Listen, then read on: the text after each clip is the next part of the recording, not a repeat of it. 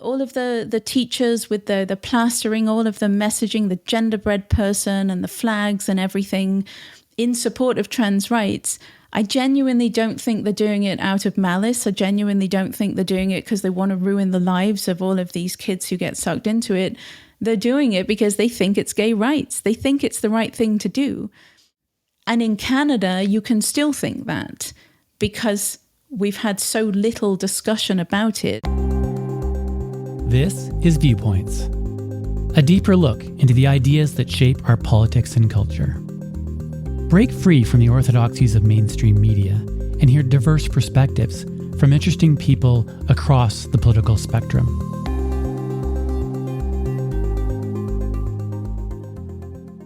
My guest today is Mia Hughes, Senior Fellow at the MacDonald-Laurier Institute, author of the WPATH Files, and the Director of Genspect Canada. British-born, Mia currently resides in Ottawa, Canada. Mia Hughes, welcome to Viewpoints. Thank you for having me. How cold is it in Ottawa right now? I actually just got in from going out for lunch and it's just ridiculous. I think it's a good minus 20 maybe. Okay, ouch. Makes me question why I live here. And so you obviously sound like you're from Britain. What brought you to Canada?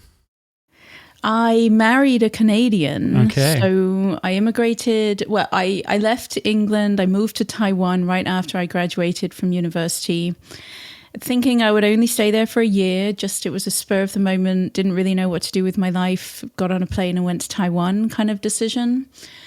And I ended up staying there for about 7 years. I met my husband there, who is from Ottawa. We actually got married there and had our first child. Oh, wow.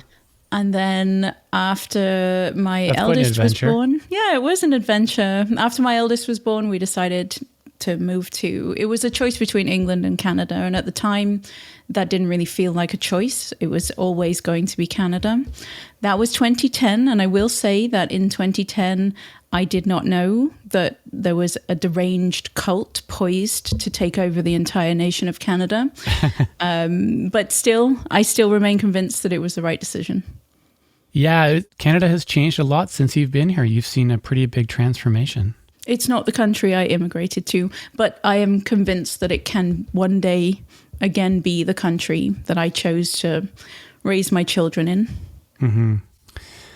That reminds me of I heard you do an interview with someone and you talked a bit about your political journey from kind of woke left person to where you are now.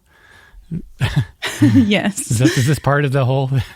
I mean, yeah, it's all part of it. So when I moved to Canada, just being a lefty, I was always on the left politically, but not a very political person. And then I moved to Canada, so I was a stay-at-home mother. All of the friends that I made here, I guess I just naturally gravitated to people on the left of the political spectrum because I did at that time have the simplistic, somewhat immature view that people on the right were bad people. And so I gravitated more towards people with the same political beliefs as myself. And then gradually that group of people, it crept in. Didn't feel sudden, but it just crept in that there were these crazy ideas, things like trans women are women and all white people are racist. These ideas started to make an appearance in the group of friends that I had. And I was still a stay-at-home mother and I still wasn't very political. So I just went along with it. I didn't actually believe trans women were women and I didn't think they believed it. I didn't think anyone believed it because that's ridiculous. All white people are racist. There was this, there were moments, there were glimmers of the realization that I wasn't truly woke. I always say I still had a sense of humor. That's the first indication that I wasn't really woke. But there was also, I remember once a friend of mine added me to a Facebook group, and I'm not joking, it was called Unpacking Your White Privilege. Okay. And I scrolled this Facebook group for 5-10 minutes and then I just hit the eject button. I'm like, no, I don't want to be a part of this. So I didn't fully buy into it, but I just, I didn't see the harm of it. I didn't see the harm of pretending that some men are women. I didn't see I didn't really see the harm of this all white people are racist and get rid of your white privilege nonsense until just suddenly one day, like J.K. Rowling tweeted on December 19th, 2019. And I saw that tweet.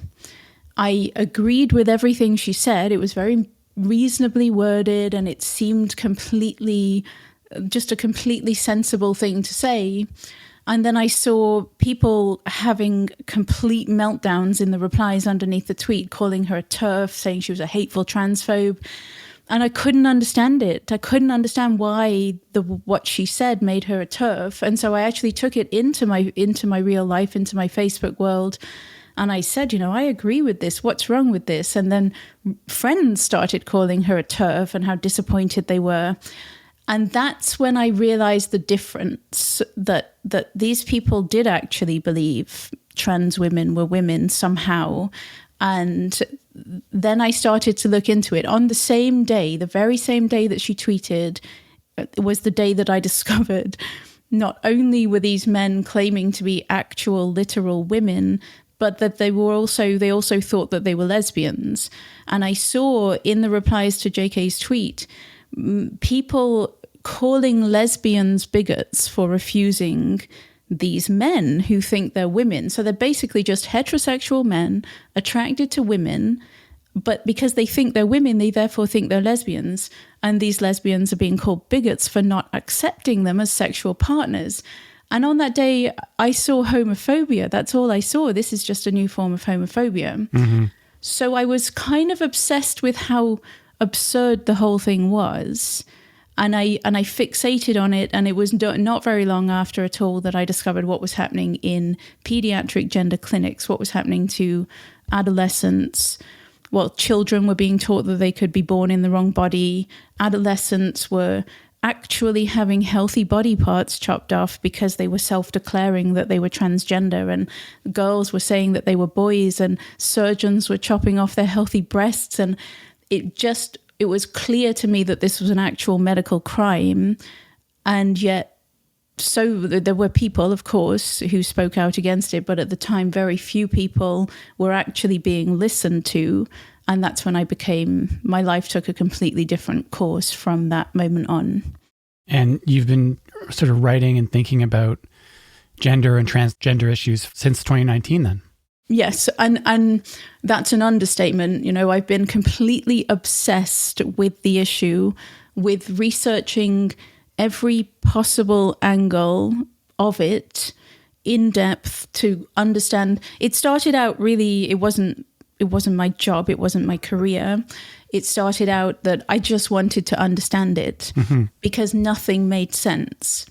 And the more I read, the more confused I became in the beginning, until there was a moment where things just started to fall into place. And then I became obsessed with researching past medical scandals, past social contagions, psychiatric epidemics, and the wider cultural phenomenon that has repeated throughout history. We're just living through one particularly mad moment, but this type of event has occurred over and over and over, and the mechanism is the same, the framework is the same. So that was the direction that I went in. I started writing about that on Twitter. My account was rather small at the time, and then it just grew rapidly. And I think it's because it was helping me make sense of what was going on, and it was when I put it out there, just what I'd learned, it really helped other people, and that's how my account grew. That's how I ended up writing for the Post Millennial. Then I ended up writing for Michael Schellenberger. And okay, who's like a big name in the culture wars, I guess you could call it. Yeah, he is. I mean, the story with Michael is funny because I was writing for the Post Millennial full-time, covering gender. And then one day in February 2022, I wrote a Twitter thread, and it was a thought experiment comparing the trans epidemic to an imaginary epidemic of young people who want healthy limbs cut off, because there's a parallel disorder, which the politically correct name now is body identity integrity disorder, or the other way around. The older name for it is apotemnophilia, which focuses on the paraphilia side of it, the sexual erotic side of it, which is the same as trans, right? We've got gender dysphoria as the sanitized diagnosis, but autogynephilia is a large part of what's driving many men, and that's the erotic arousal at the fantasy of becoming a woman. So I was comparing apotemnophilia with autogynephilia and how we could have a world in which we teach children that they can be born with innate amputee identities, and then we have a contagion of kids who want their healthy legs chopped off. And Michael Schellenberger really liked the thread, showed up in my DMs, offered me a job just based on that thread. And then I went to work for him, and then we did WPATH Files, which was a huge story. Mm-hmm. Now, as I understand it, the WPATH Files were the result of internal documents leaked by a whistleblower. Is that what it was? Yes. Can you first actually, maybe we can talk about the WPATH Files now, because maybe for people who don't know what WPATH stands for, maybe we can talk a bit about the organization itself, with short for something. Right. So WPATH is the World Professional Association for Transgender Health. And if you ask me, that's a misnomer because, well, world, first of all, a large chunk of the world has pulled away. They do not follow WPATH's guidelines anymore, so it's not exactly world respected. Professional, that's a stretch. These are not medical professionals. These are activists first and foremost. And if they have medical degrees, that comes second. And transgender health, as far as I'm concerned, they have absolutely no interest in the health of people. They advocate for a medical treatment that destroys health, doesn't improve it. So they are the leading professional body setting the standards of care in gender medicine, or they were. They've fallen from grace somewhat recently, but they started in 1978 under a different name. They were the Harry Benjamin International Gender Dysphoria Association, HIBIGDA. Okay. It's a bit of a mouthful. They were, in the beginning, I do believe there was some attempt at science. There was some attempt to find the best evidence-based scientific approach to help people who wish to mimic members of the opposite sex. But as the modern trans rights movement really started to get going, and the modern trans rights movement very much dislikes anything that resembles safeguarding, guardrails, they call it gatekeeping. So as the modern trans rights movement was really getting going, the more and more activists started to join HIBIGDA, and then they veered very sharply away from science, and they veered very much into the terrain of politics, activism. And so in 2007, they rebrand as the World Professional Association for Transgender Health. This is WPATH. Then they go off on this de-psychopathologization campaign. So the trans-identified people who are mostly activists, many of whom have medical degrees, on the inside decided that being transgender, you can call it gender dysphoria, whatever, they decided it's not a mental illness. It's not a psychiatric disorder. It's a perfectly natural, healthy state of being. And there's nothing you can do to change a person's transgender identity. So therefore, it is a human right to solve their pain and their suffering by giving them hormones and surgeries. Therefore, any attempt at helping a person overcome their gender dysphoria would be conversion therapy. Any attempt to avert the need for hormones and surgeries, lifelong medical intervention, that then was relegated to being akin to conversion therapy. So from the moment WPATH veered into the de-psychopathologization, they veered into a no safeguarding, no guardrails, transition on demand for anyone who declares themselves to be transgender. And now that may not, if we're talking around, 2007 to 2012, this is when it's all really happening with WPATH.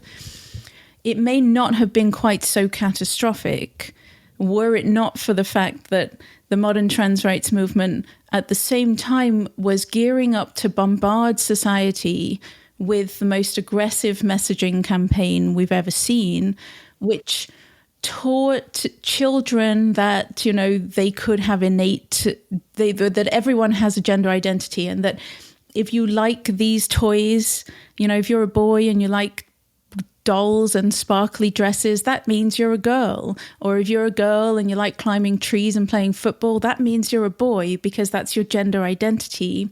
We bombarded adolescents with the idea that if you're uncomfortable in your body, if you dislike your developing body, that could be a sign that you're transgender. So the modern trans rights movement was bombarding young people with this whole new reality that they had created, and that triggered a social contagion of kids believing themselves to be transgender, and then they meet a medical world that has just dismantled all of the safeguarding and all of the guardrails. When the two things collided, we truly ended up with what I think is the worst medical crime in the history of modern medicine.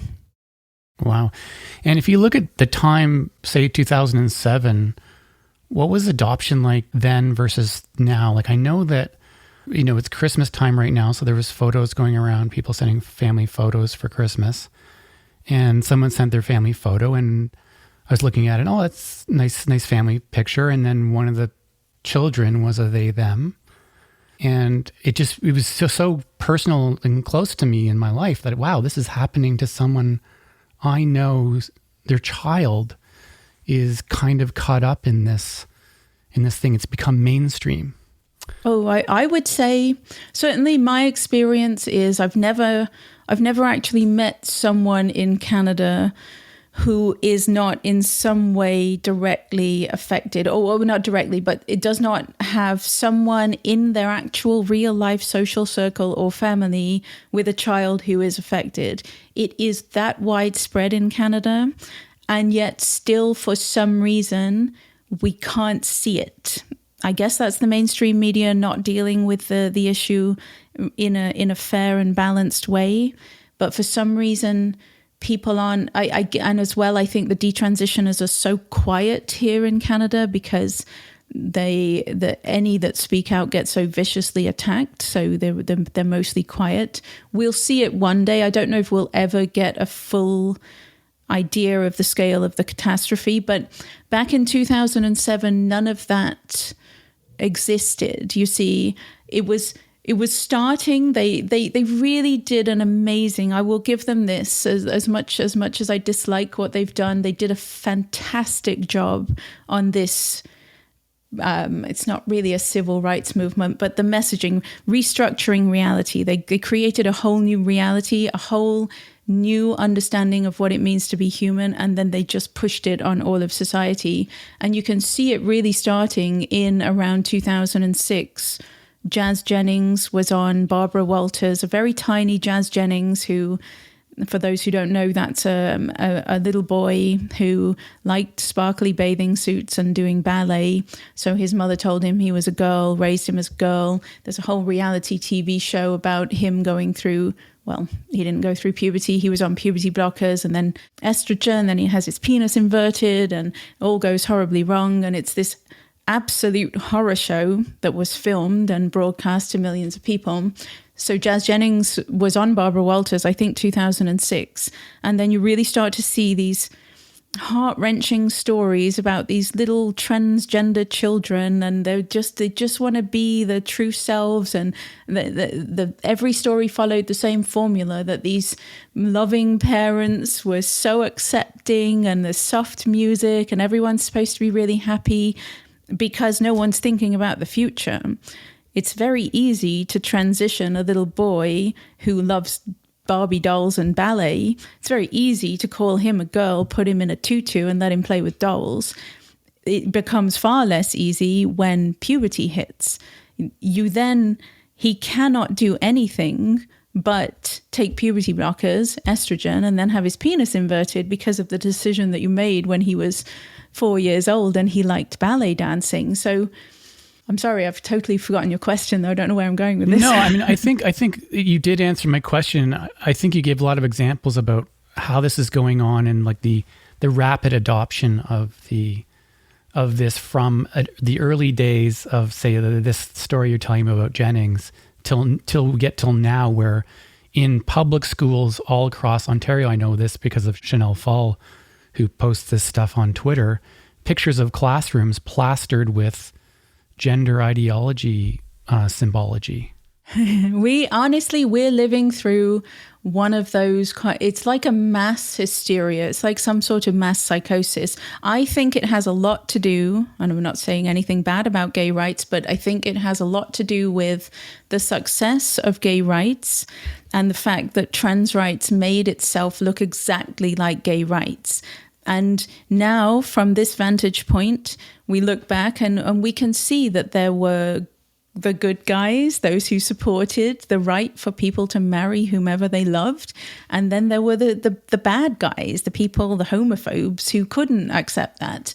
And so because trans rights on the surface, if you don't look too closely, it looks exactly like gay rights. And so people just immediately fell onto the acceptance. This is accepting people for who they are. It's very difficult to be transgender. We must accept them, not realizing that trans rights and gay rights are nothing alike. There's no similarity whatsoever. And in fact, in many aspects of it, they're in direct contradiction, because the trans rights movement as it stands, the gender identity, modern trans rights movement, is deeply homophobic, as I was talking about at the beginning. The very concept of a male lesbian, if you've got men who say they're women and they're saying that they're lesbians, there was just a ruling in Australia 2 days ago that I don't know if it was Supreme Court or it was a High Court ruling that lesbians in Australia are simply not allowed to meet without men. It was a lesbian group who had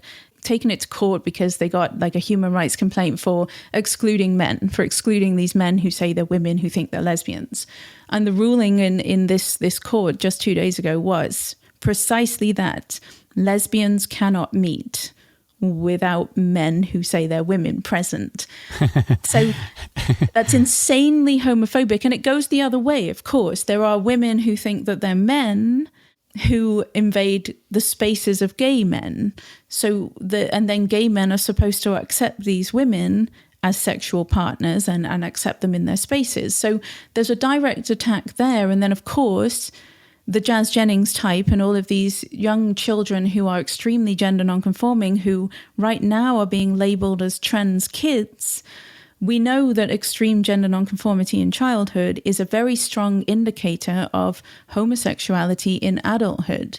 So the attack comes from another direction as well, in that many of these young boys and some young girls as well, who would otherwise have grown up to be happy, healthy homosexual adults, are instead being medicalized, chemically castrated, and having their penises inverted and their body parts chopped off, which is basically it's the new conversion therapy.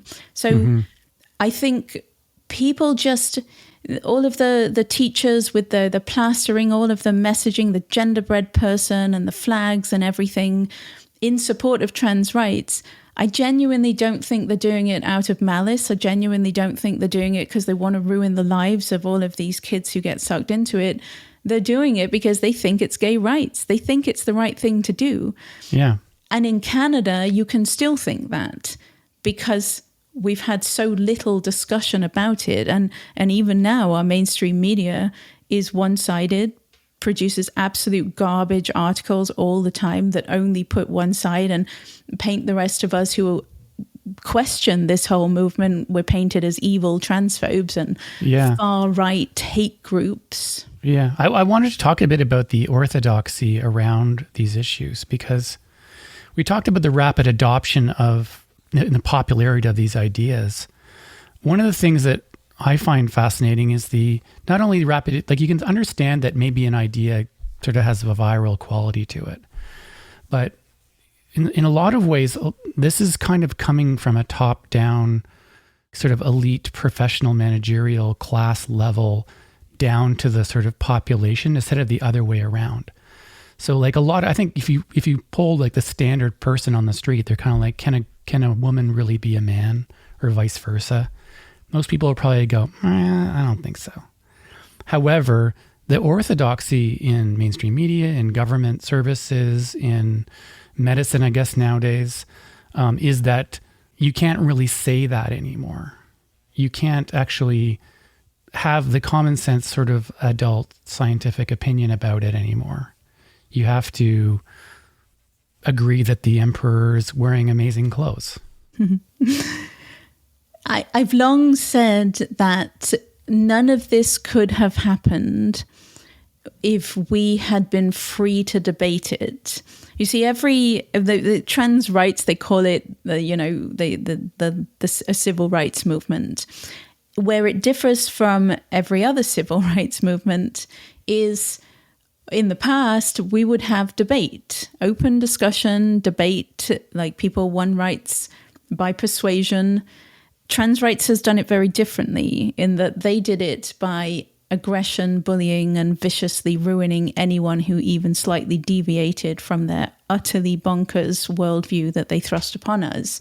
And so, yeah, they very much captured the institutions first, and the rest of us didn't even really know what was happening. Like when gender identity and gender expression got into the Ontario Human Rights Code, that was 2012. Now, most of us had no idea that was even happening. There wasn't an open debate. There was no discussion. It was done very much by stealth. And even the woman who got that into our human rights code, her name is Sherry DeNovo. She's like an evangelical minister. She, in 2021, she published a book, and she says, there's an interesting quote in her book where she says, nobody, when we were getting, it was called Toby's Law that put gender identity into the Human Rights Code. When they were getting Toby's Law passed, she said nobody knew what they were supporting. Nobody understood that it was going to change everything about the way we did things in the province. She said, and then there's a great line, she says, I'm glad they didn't look too closely. And that sums it all up.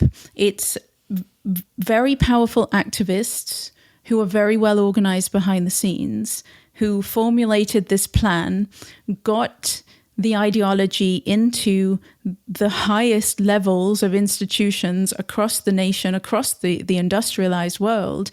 And the rest of us didn't even know it was happening. And then, everyone who's passing these laws, letting it in, they're not looking too closely. They just think it's the next gay rights. It's going to make them look really good. The trans rights, here we go. Nobody looked too closely. And now we're more than 10 years later. And I think Canada might finally be ready to face up to the fact that it was very harmful. It's very harmful to, first of all, gender identities don't exist. So it was very harmful to write into law a concept that actually doesn't exist, an imaginary made-up concept. We're protecting something that doesn't even exist, and a concept that comes into direct contradiction. It clashes with the concept of sex. So sex and gender identity, you can't protect both. You can only protect one or the other. These are things that really, truly, someone should have noticed in the beginning, but they didn't because, as Sherry DeNovo said, nobody looked too closely. Yeah, which is kind of shocking in a way. You think people who are passing legislation should probably look pretty closely at this stuff? You would hope so. I mean, here in Canada, we've got C4, the conversion therapy ban, so-called, that's passed in 2021.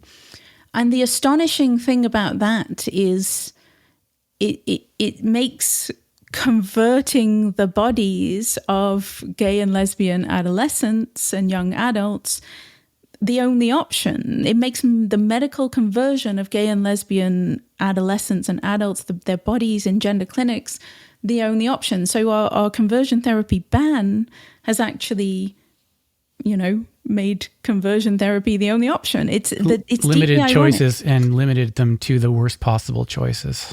But how did how did they not see it? Especially because there were a whole bunch of us by that point saying, this is a really bad idea because of this. And people were actually explaining what could happen. There was opposition. And then we have the word cisgender written into that law. Like, I don't know if we're the only nation on earth that has that ridiculous word written into law, but we have the word cisgender in our conversion therapy ban. Does nobody stop and ask, hang on a minute, what does that word even mean? Is it totally pointless and meaningless? I was talking with a friend of mine the other day who's just finished going through and reading the whole CAS report. And at the end of the CAS report, there's a huge definition of terms at the end. And they talk about all these different crazy terms that are part of the new world of transgender, gender stuff. But the one word that was missing in the definition list was gender. There was no definition of gender. And I think she was doing that maybe for political reasons, not defining it. But I thought I'd just put that question to you. What is gender? Honestly, I wish we could certainly we have got to stop using it as a synonym for sex. That has to end. The Americans love it for some reason. Didn't Trump just say was it Trump who said there are only two genders? I was going to ask you for your hot take on that, because he just recently took at the federal level. That's it. There's no gender stuff. Right. You can't fault him for that executive order. I tweeted it. It's a breath of fresh air. It's just sanity. It's just reality being restored. I think let's use sex when we mean sex, and let's stop using the word gender as a synonym for sex. And then you've got gender expression and gender identity. Now, as I just said, gender identities don't exist. So we can throw that term in the rubbish. We don't need that. It doesn't exist. The concept of gender identity, I know John Money and all those guys dreamt it up in the 1950s, 1960s, but really we have WPATH and that gang of activists to thank for the push to make it that gender identity ideology, that we all possess this gender identity and it is that which makes us a man, woman, boy or girl. Like, that's the WPATH style activism. There's no evidence for it. They just use it. They dress it. They're just trying to disguise what is really motivating people who identify as transgender. They're trying to sanitize it because a lot of it is erotic, fetish type desires. And so they have a particular way that they're using gender. Well, there's that, but there's also there's gender expression. There are gender like masculinity and femininity. I think if we're going to keep the word gender, that's where it needs to stay. Yeah. Now, I'm no blank slater, so I actually do think that I don't think gender is a social construct. I don't think that we completely created the concepts of masculinity and femininity. I think there is an evolutionary reason. Like, men and women are different, right? And so we're going to be... There are differences, yeah. There are differences. And of course, there are going to be women who skew more masculine and there are going to be men who skew more feminine. But that doesn't mean that there's not some purpose to masculinity and femininity. I think there is. So if we're going to keep gender, that's what I would keep it for. The variations in gender expression. But I would throw it away as a synonym of sex, and absolutely just gender identity needs to be abolished.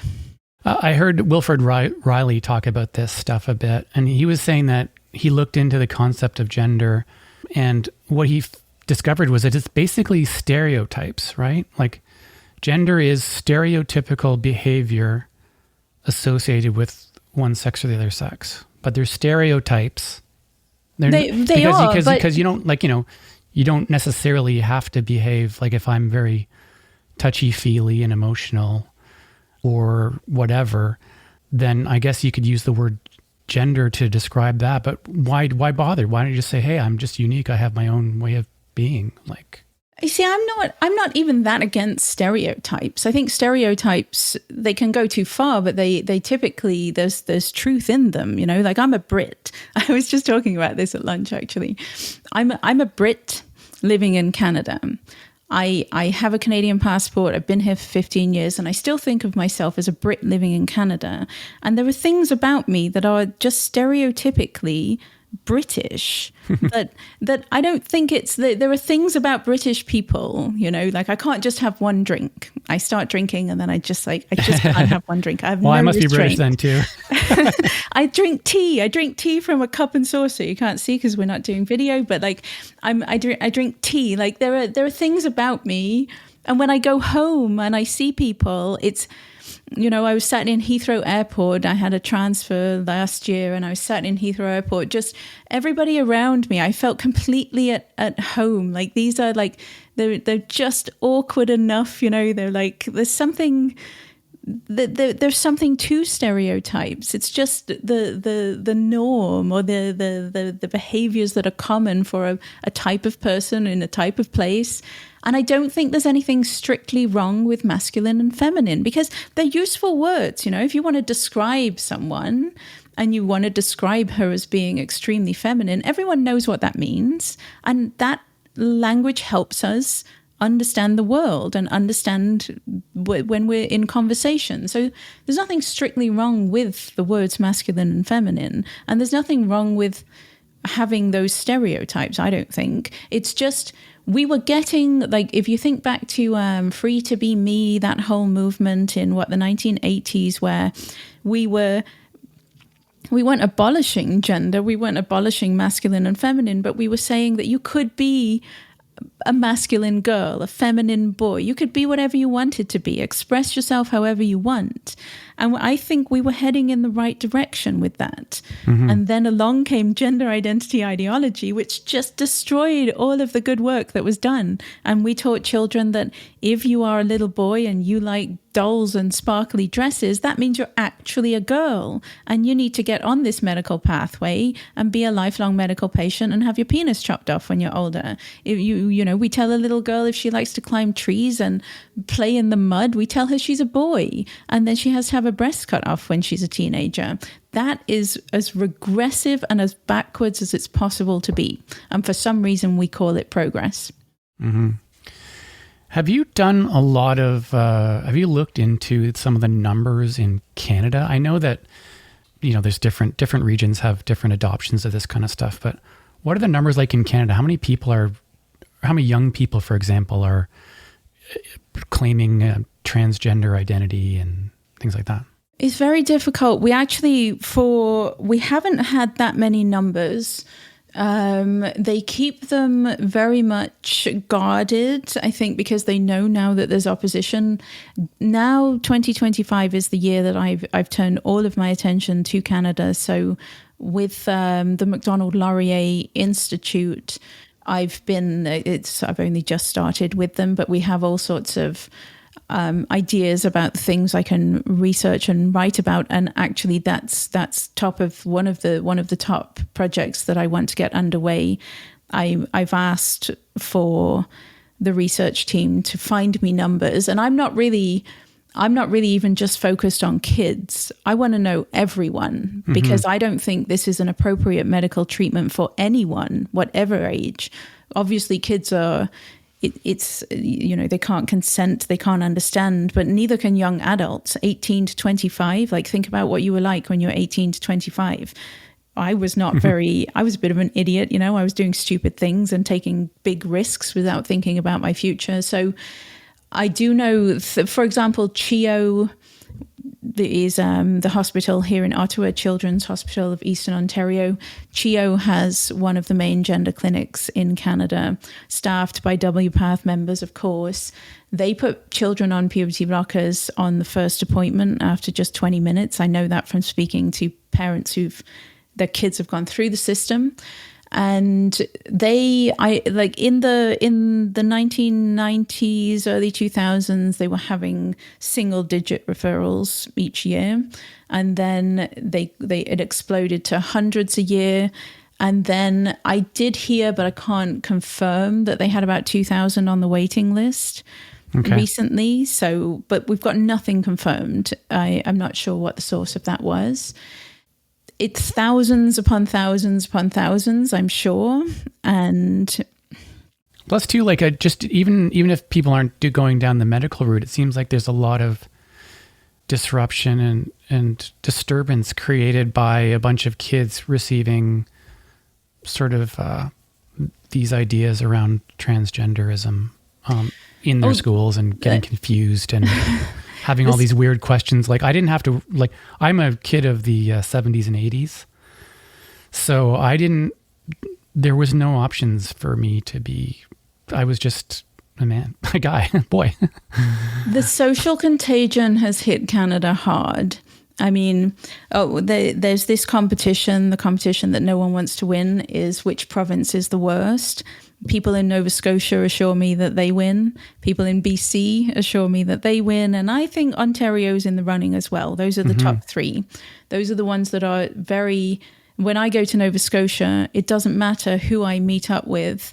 Somebody will tell me a story. Oh, my nephew has just come out as a girl, or my daughter had her breast cut off. Like, everywhere you go in Nova Scotia, you encounter people directly hit by it. Nova Scotia is so bad for this, and they are so ideologically captured. They just opened a new gender clinic. It's late stage of the medical scandal, and they're still opening a new gender clinic. We just got one as well in Ottawa, a new surgical center in Ottawa. Wow. So the social contagion has hit really hard here. And that's because it's been bombarded. Kids are being bombarded with it at school, on social media, in like the media in general. It's everywhere in this country, and there's no balance. There's no other side of it. There's no detransition. There's no talk of detransition. There's no talk of the harms. It's all very celebrated. Yeah. But it's interesting, you saying you're a child of the 70s and 80s. I interviewed Az Hakim, who was a consultant psychiatrist at the adult version of the Tavistock Clinic. So there was the Tavistock and Portman. He was at the adult version of it around the year 2000, and he was treating people who wanted to transition and people who had transitioned and regret it. And he had this brilliant idea of putting the two together so that the people who wanted to transition could talk to the people who'd gone all the way and deeply regretted it and it had ruined their lives, and ended up being like 98% that wanted to transition did not transition because they understood what it really meant, what it could and could not do. But the reason I talk about him is because he's got this wonderful theory of, he says trends is the new goth. And so Az grew up in North Wales. I joke about that. Well, listen, he's got this trajectory of goth. It's so good. He was goth. He was goth Mark 1 in North Wales in the 1980s. He said, like, this girl comes into school one day with like vertical hair, eyeliner, and they're like, oh my God, what are you? And she's like, I'm a goth. And he said within like 2 weeks, there was a pandemic of goths in his school. Everybody was like with the eyeliner, the white makeup. They were listening to Bauhaus and Joy Division, and they were very severe. And then he said Goth Mark 2 was The Cure, and they were a bit more bouncy, a bit more happy. Goth Mark 3, I can't remember the music, but he said they added a bit of color. And then between Goth Mark 3 and Goth Mark 4, a dramatic societal shift occurred because social media came on the scene. So Goth Mark 1 to 3, the focus of the subculture was music. They spent all of their time listening to music, obsessed with bands, sitting around like luxuriating in their melancholy, just like obsessed with music with all the ridiculous makeup. And then social media comes along and they lost that. And they become obsessed with their social media profiles and then self-harm. Goth Mark 4 is emo, and it's characterized by self-harm. Okay. And he says Goth Mark 5 is trans. They're just the youth subculture, and we in our absolute madness are medicalizing them. And then he's got this great, he says, thankfully there were no goth affirming care clinics when he was in a goth in the 80s, where he could have got his lips tattooed purple and his hair permanently backcombed, because he would have done it, because he was always going to be a goth. But that's what we're doing. We have goth affirming care clinics, and we are actually medicalizing the goths of our time. Wow, I've never heard that full arc. That's awesome. You should. I interviewed him, and he's done a few interviews. You really should listen to Az tell it. He tells it better than I do. It's brilliant. Hopefully, like, for most of these kids who are going through this kind of confusing period of time where they're playing around with these identities. Hopefully, most of the time it's non-medical, right? Like, hopefully it's just an experiment. I'm going to wear boys' clothes. I'm going to cut my hair short. I'm going to, like, I don't know, just pretend I'm a boy. Yeah, but I don't actually know. In Canada, I don't know. I do know that the Tavistock in London, that was a massive scandal, and they did a 4-year investigation, and the whole nation has changed the way that it deals with this group of children because of the scandal that occurred at the Tavistock. And yet they were very, very cautious compared to the way we do things in Canada. So I really want the numbers. I really want to know, because I know from talking to parents in Ottawa that a child who's had no counselling, no mental health support or anything, who just gets a referral to CHEO, can walk in, immediately be affirmed as a boy, no questions asked, no counselling, no psychotherapy, and put straight on puberty blockers. So if that's the way they're doing it at CHEO, if every kid who walks through the door gets affirmed and given puberty blockers, and the thing about it's remarkable to me that CHEO, I don't know if they've changed their approach in light of the Cass report and it's just not being made public. But the remarkable thing about CHEO is they were so stuck in the past, in that when puberty blockers were first conceived as an idea for treating young people who identify as transgender, the actual idea behind it was that these drugs would give the child time to think. They would be a fully reversible pause, so the body would not be undergoing these changes that were distressing to the young person, so they could relax and they could really think about whether or not transition was the right thing for them. They could really decide whether or not they were actually transgender. That was the intention behind this medical experiment. The problem is, from the very beginning, and I do mean literally the very first study that they did, every single one of the kids that they put on puberty blockers progressed to cross-sex hormones. Now, we are talking in the past, if you didn't put them on puberty blockers, about like 60 to 80% would desist, reconcile with their body and come to the conclusion that they were probably just gay, or they were not trans. They would outgrow it, right? So we've gone from like approximately about 80% desistance rate to 2% desistance rate as soon as the puberty blocking drugs were introduced. So right from the very beginning, it was clear that something about these drugs was interfering with the natural process of overcoming gender-related distress. Now, we're far enough into this atrocious medical experiment now that we understand a little bit better what's going on. And basically, puberty, we now think, was the natural cure for gender dysphoria. Getting through puberty, the cognitive development that occurs during puberty, the sexual development that occurs during puberty, the settling into your body, your very rapidly changing body, once you get to the end of it, you typically have you're more mature and you have a better understanding of yourself, and you therefore don't actually think of yourself as a transgender person. So puberty blockers don't just block the physical development, they block the cognitive development as well. Interesting. Therefore, they block the natural cure for the gender dysphoria. So CHEO, incredibly, and I don't know if this is still the case, but certainly up until quite recently, CHEO was still treating puberty blockers as a fully reversible pause. So it's no problem putting them on puberty blockers after one 20-minute appointment, because it's just temporary and they get to now decide whether they're really trans. They just got it wrong. We got this one very, very wrong. And the longer we take to admit that, the more young people who are going to come to terrible harm.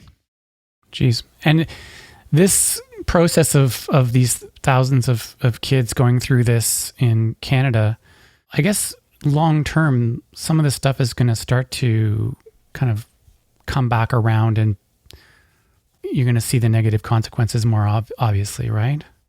You are. I mean, if you look at the graphs for the social contagion, There are lots of them out there. Every nation, every industrialized nation that was touched by the modern trans rights movement, if you look at a graph of the referrals to pediatric gender clinics, you'll see 2014, 2015, just a massive exponential growth spike on the graph. It's such an obvious contagion.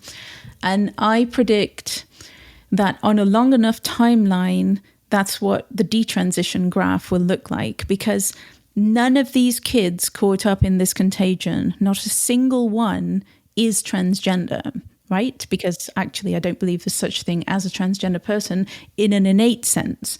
These kids are caught up in a cultural phenomenon, and they came to the conclusion that they are transgender when they're not. And then they were rushed onto a medical pathway. And I think that we've already seen the first wave of detransitioners. We've already seen the second wave, which was much bigger. Each wave is just going to keep on getting bigger and bigger. And as soon as trans activists lose the power to silence the detransitioners, that's when the floodgates will open, and we'll actually start to get a better idea of how many there are. But if you think about it just in the sense that not one of them is trans, and therefore the medical approach was not right for a single one of them, then you're looking at a tsunami of regret on the horizon. And it destroys health. The health aspect of it is also going to become very apparent, and we're going to have to find a way to deal with it. Like, back to the WPATH files.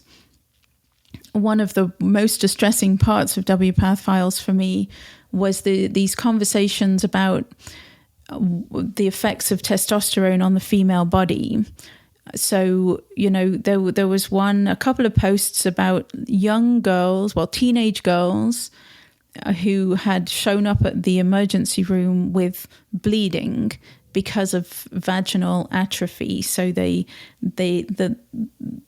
happens in postmenopausal women if they don't take estrogen or hormone replacement therapy, that the walls of the vagina thin and can crack and bleed. But this is teenage girls who have their whole lives ahead of them, who don't even understand yet probably what it means to have a long-term healthy sexual relationship. And so they're showing up in the ER with this bleeding and this pain. And the WPATH people, they recognize that they've got a problem on their hands, and they know it's because of the testosterone. This is a known side effect, not even an uncommon side effect. This is pretty much guaranteed going to happen if you are a woman and you take testosterone for too long.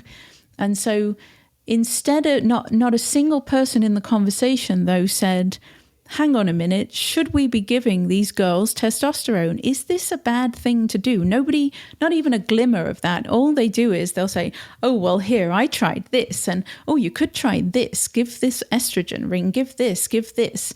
Try these drugs, just layering drug after drug on top of the testosterone to manage the side effects that you have iatrogenically created in a healthy teenage girl, because she's adopted a fashionable political identity and she thinks she's a member of the opposite sex.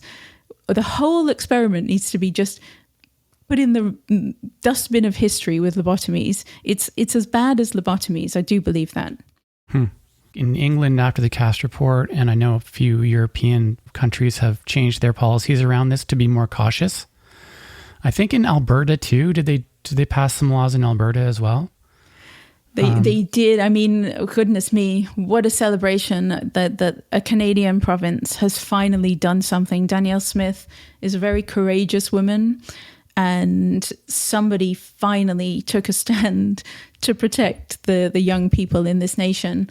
The interesting thing about Alberta is the EGAL, which is the supposedly gay rights. Well, it was a gay rights group, and then it became LGBT, but really there's no such thing. You can either be LGB or T, so it's basically just a trans charity at this point.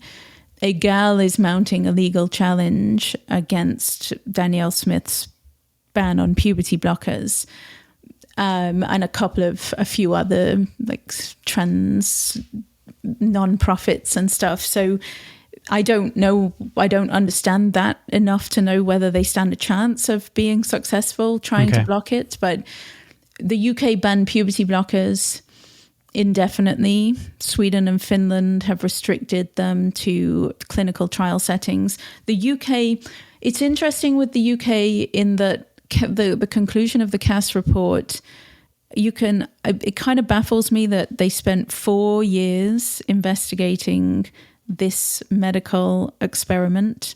They see that gender dysphoria, so-called, is it's transient, that these identities are often just adolescent identities, that they're not necessarily going to endure into adulthood. They see the peer contagion element. They see the complete lack of evidence. They understand that these kids can't consent to this medical pathway. And then the conclusion, we need to do a clinical trial. It's like, oh, really? No. How is that the conclusion? Like, I talked about this recently. Like, I think that is honestly the equivalent of, say, the late 1950s. Lobotomy is fully falling out of favor. And it's like a whole bunch of researchers come together, spend 4 years studying lobotomy. And at the end of it, they decide we need a clinical trial. We need to know whether we try this out on a few more people. Holes in the skull or ice picks through the eye, which one is better, or no lobotomy at all.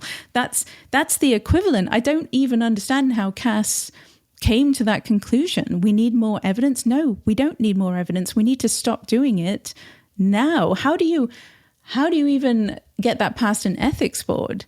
Yeah. To do this to children when we know it's wrong. So compared to the UK and Sweden and those places, how does Canada look? How do they fare in terms of these policies?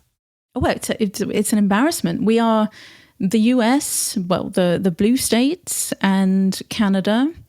We are an embarrassment. We are outliers on the world stage. So the pattern is clear.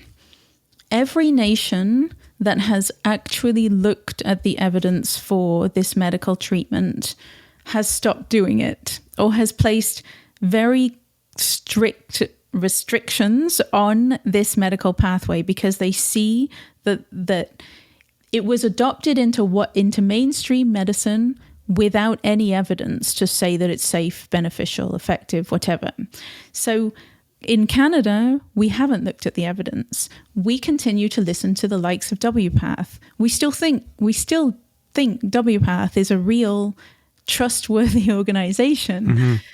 In the US, the same thing. And it is because it's political.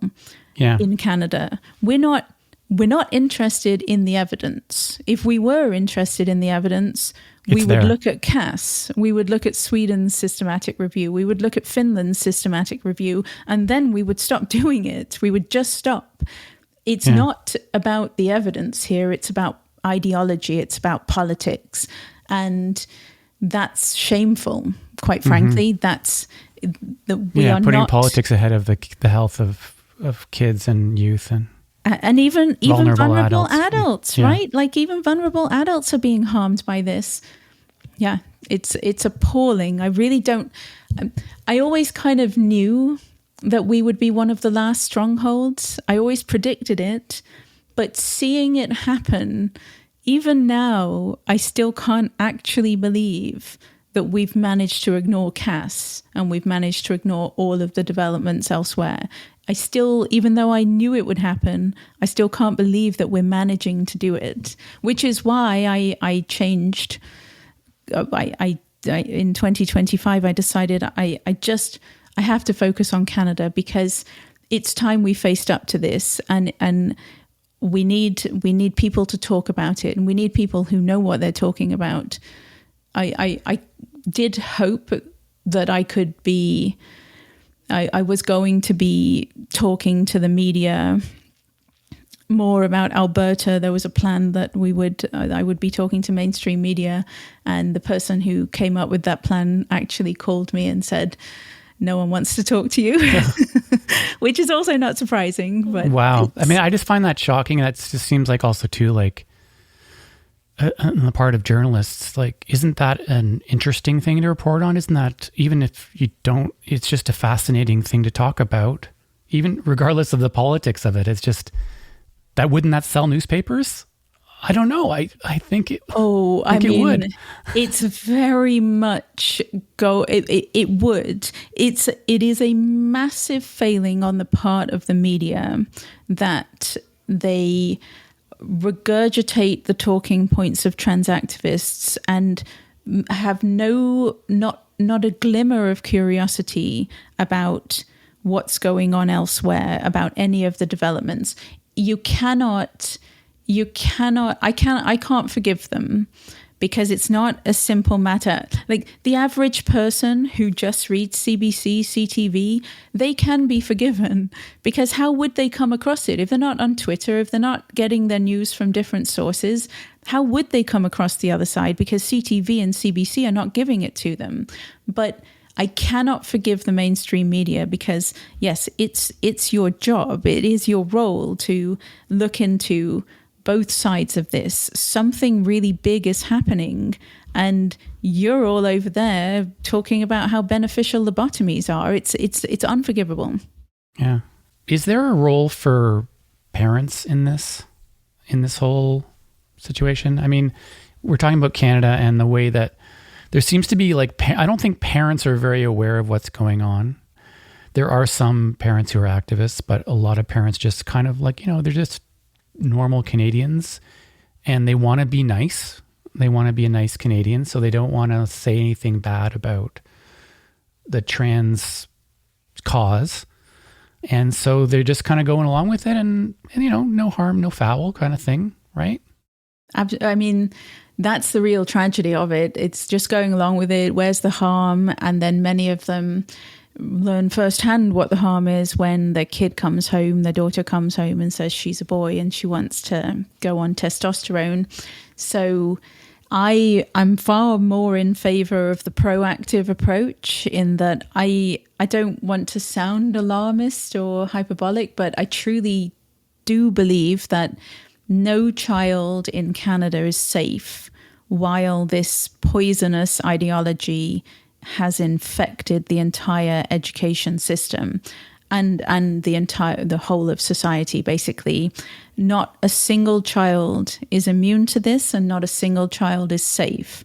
And once your child is in, and you typically don't find out right away. So if your child has fallen into the wrong place online, or if your child's teacher has brought in some crackpot group that teaches them that boys can be girls and girls can be boys, your child will typically first and foremost find the trans community and adopt the trans identity in secret. So you don't get to intervene right away. Probably your child's teacher will, thinking that they're doing the right thing, allow the social transition at school. So will allow your child to go by the name of a member of the opposite sex, will allow all the friends to affirm and use the different pronouns. So by the time you find out as a parent, it's often too late. It's often too late to extract your child from this, to pull your child out. So I'm far more in favor of the proactive approach. You need to teach you need to teach your children that this is all lies. If you have children who are in the school system, public or private schools are just as infested with this. You need to teach your children that it's all lies.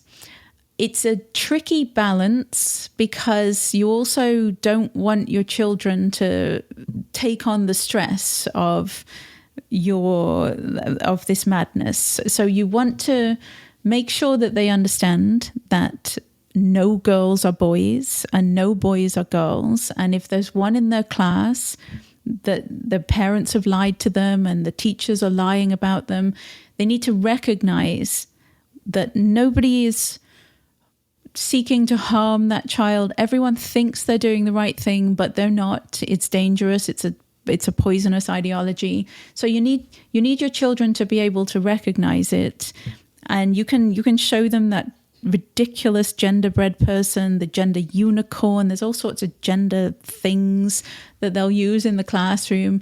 You can show them that and just say, this is not true. There's none of this is true. Gender identities don't exist. No such thing. You can play with whatever you want. whatever toys you want. You can have whatever hobbies you want, but it will not change that you are a boy or a girl. Like, you can teach them the basic facts and ground them, and also ask them to tell you if the teacher ever teaches any of that nonsense. You want to know what's going on in your kid's school. You want to keep the conversation going, but definitely keep it light. Don't make it stressful. Don't make them... And you also don't want your child to hate their teacher. So you want to make it clear that the teachers that are teaching this nonsense, they do so because they think they're doing the right thing. There's books. I mean, obviously the classic, The Emperor's New Clothes, people going along with something that is not true because they're too afraid to speak out. There's that aspect of it. J.K. Rowling's The Ichabod is another wonderful story to read for this time for your kids, because it's like an entire city believes or pretends to believe in something that's not true, and there are some people who they really believe it and they go along with it because they think they're doing the right thing, and then there are other people who don't believe it but they just go along with it because they're scared. It's very like now. So you can teach them in an age appropriate way, but definitely don't send your kids off into school with this idea loose, this lie being taught, and just hope for the best, because then you're asking for trouble. In your research with the MacDonald-Laurier Institute, are you also looking into other avenues, like political avenues or advocacy around this? Any other things that... I've got all kinds of things. So MacDonald-Laurier is federal policy, public policy, basically. So anything related to that, I want numbers. I want to know how many people are being harmed by this medical experiment. But no, I have all sorts of. I'm going to be writing about the media. I am obsessed with the mainstream media. I do have, it's a bit personal because Radio Canada, the French CBC, did a hit piece on me like a few months ago. And I took a long time explaining to the journalist my position and everything. And then the garbage article that she produced, me and a few others, like who are also, there are a few others who I massively respect. We were called merchants of doubt or something like that. Okay. I was portrayed as the leader of a hate group in Canada. Yeah. So I have this thing against the media, and I have all kinds of... Yeah, I was going to ask you about that, because you are kind of on the vanguard of probably what will in 10 years' time be accepted truth. But right now you are cutting edge, and you are sort of taking the brunt of having to be that person who's saying the thing that no one wants to say. What's that like for you? It's strange in that, you know, we have a mutual friend, and that mutual friend will tell you that the version of me that existed before my involvement in this debate was certainly not the type of woman who took any controversial stand on anything. I was the type of person, honestly, that I couldn't stand the thought of even one single person not liking me. I really couldn't. I wanted, everyone had to like me. I never said anything controversial. And then this happened. I learned what was happening in gender clinics. And I didn't set out to put myself in this position. Everything just happened and I've gone along with it. But now that I'm in this position, it surprisingly doesn't bother me at all. The CBC, the Radio Canada piece, it bothered me. It annoyed me because of the amount of time I spent telling the journalist what I believe. And as a journalist, I find it just despicable that you could ignore everything and then paint someone in such a horrible, unflattering way. So that was offensive to me. But just in knowing that there are so many people who actually dislike me immensely for what I say doesn't bother me in the slightest, because I know I'm right. I've never been more sure of anything in my life. And so I don't care how many people oppose me. I don't care how many people dislike me. I don't care how much abuse I get. I'm right on this. And yes, after 10 years, I doubt it will take that long. Yeah, maybe 5 years, yeah. But once the stuff kind of crumbles, it might actually crumble quite quickly, eh? I think so. I think in Canada especially, because of all the developments that have occurred around the world, we have tuned all of that out right now, but eventually we're going to have to face up to it. And I think a Poilievre government, assuming that that's where the direction we're heading in, I think once we get a Poilievre government, I think that might actually be a seismic shift, and media might start to really pay attention to what's going on, and people will feel more comfortable speaking about this. Because the thing that I've said many times is that, you know, just the nature of small talk is that one of the first questions often is, what do you do? And so when I'm out and about everywhere in Canada getting my hair done or in an Uber or whatever, and people say, what do you do? I tell them. I don't even hold back. I tell them exactly what I do. And I promise you that not one single Canadian has ever disagreed with me in the bar, at the hair salon, anywhere, in restaurants, anywhere. Not one single Canadian from any walk of life has ever disagreed with me. So we are it is the silent majority. Yeah. And all we need is that tipping point. Yeah. Like I love the concept, Elizabeth Noel Newman's concept of the spiral of silence, where it's like the people with the approved opinion get louder and louder and louder, and the people with the unpopular opinion become quieter and quieter until they don't speak at all. And then but then it flips. You just kind of smash the spiral, and then everybody can speak. And that day is coming in Canada. Yeah.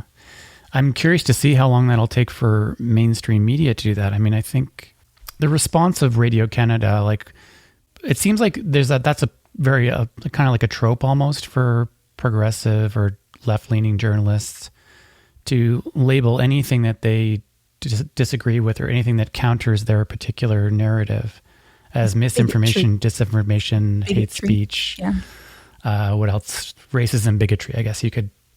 Phobia of some sort, transphobia, whatever. I'm sure she won't mind, I won't name this person, but I had a really interesting experience on Twitter a few months ago.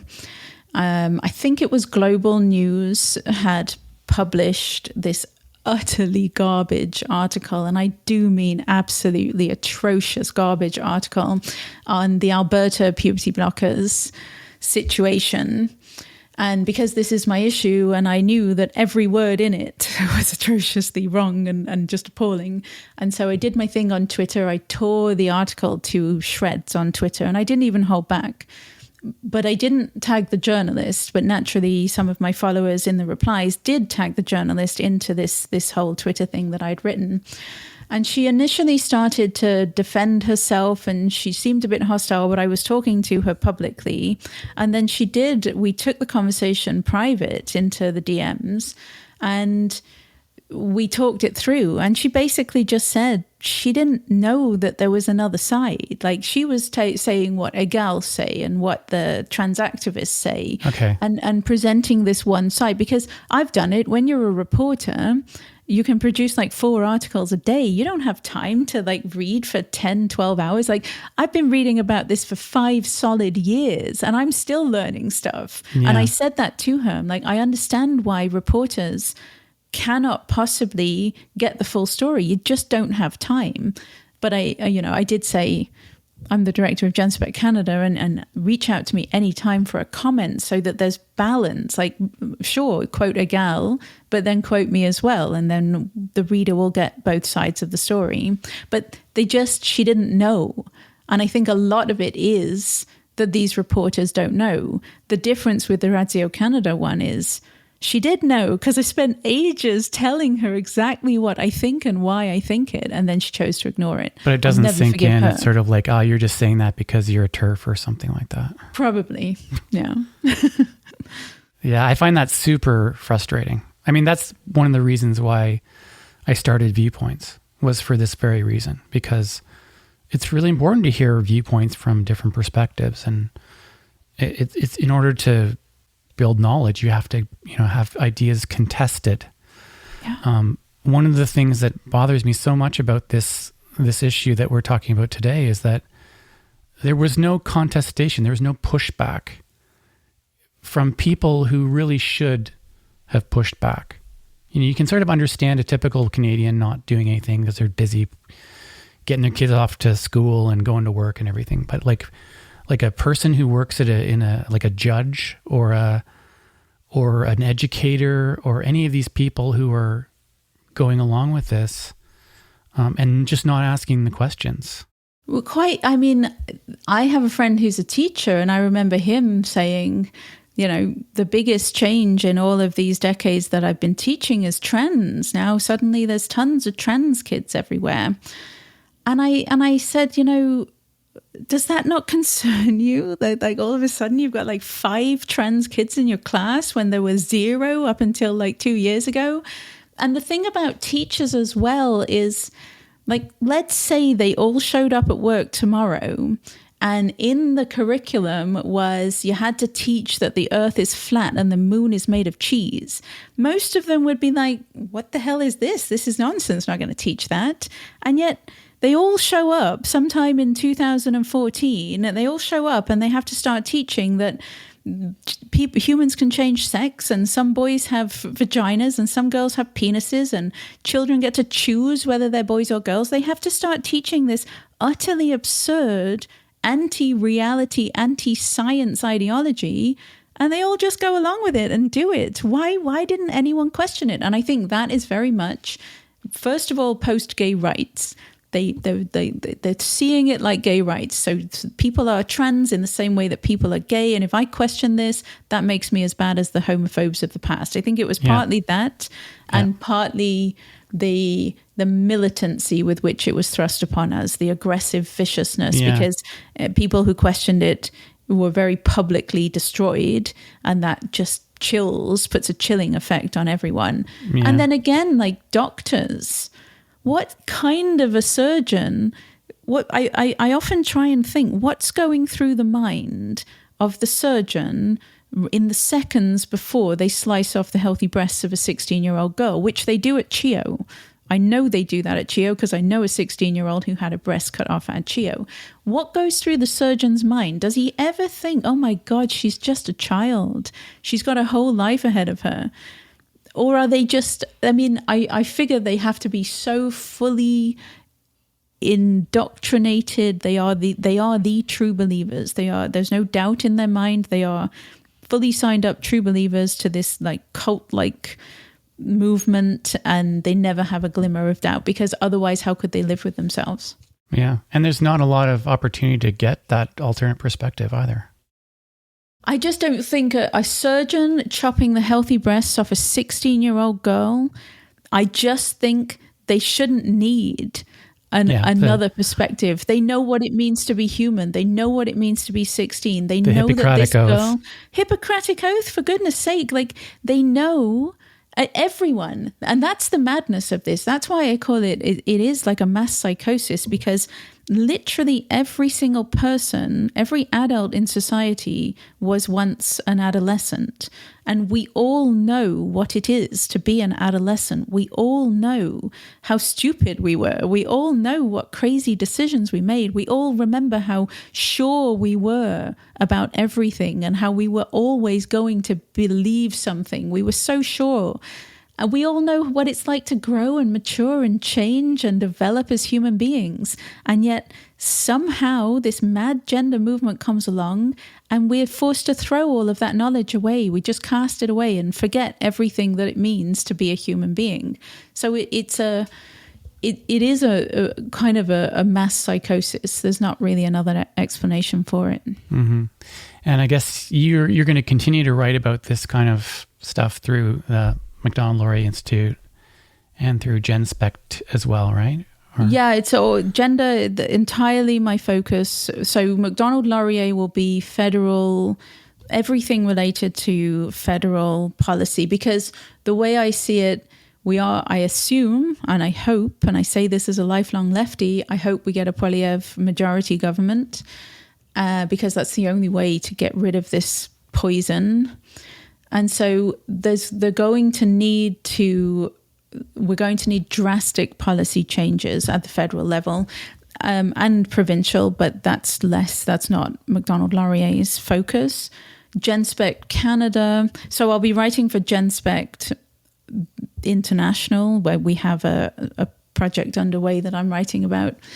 And then with Genspect Canada, the focus is going to be education, because a lot of this it's a school to gender clinic pipeline, and we're teaching children lies. So Genspect Canada will be focusing provincially on education. Before we sort of wrap up the conversation, I wanted to just put it out there. If there's anything that we didn't talk about that you might want to add at this point that you think we should have covered. Oh, goodness. I mean, we've covered rather a lot. I can go on and on for hours, but I think that's a pretty solid, I think we covered. Is there anything you feel like we should touch on? I mean, I'm the same way. There's so many questions, but I do feel like we've definitely given a person who may not have been exposed to too much of this stuff, I think, a good introduction to it. And if they want to find out more about these issues, where can they go? For in general, or my work? Or maybe if they want to follow you, for example. So my only social media is Twitter, which I still call Twitter, and I always will. So @_Crimea River. There will be my writing for MacDonald-Laurier will be available on the MacDonald-Laurier Institute website. Genspect stuff will be coming out eventually, but not quite yet. So good. So if they follow you on Twitter, they'll get all of these updates anyways, right? Sure. And I really, I mean, I wrote it, but I really do think WPATH Files, the WPATH Files report it's a really good primer. It's a really good starting point. It was written with people who don't understand anything about this medical scandal in mind. So there's a history of gender medicine. There's the whole WPATH. There's the whole story of WPATH that is built around the leaked documents. Mm-hmm. And then at the end, there are 4 case studies from medical scandals in history, comparing them to now. So I did lobotomies. I did the time when pediatric endocrinologists tried to engineer the height of children using hormones. Okay. I did ovariotomy, which was the biggest scandal in the 19th century, where women who became convinced that their ovaries were the source of their mental illness and had their healthy ovaries removed as a cure. Very, very strong parallel to now. Mm-hmm. And then the amputees, the people who want healthy limbs cut off. So it really puts today's medical scandal into a historical context, which I think helps a lot to see that this is not actually anything new. It's just another iteration of scandals that have occurred in the past. Mm-hmm. Well, I think what you're doing is fantastic, and I'm so glad that you're turning your focus to Canada and addressing the local context for Canadians, because it sounds like we're behind the 8 ball, we're behind the times, and we need to get caught up. That's very much true. Yes. Well, thanks so much, Mia Hughes, for coming on Viewpoints. Thank you for having me.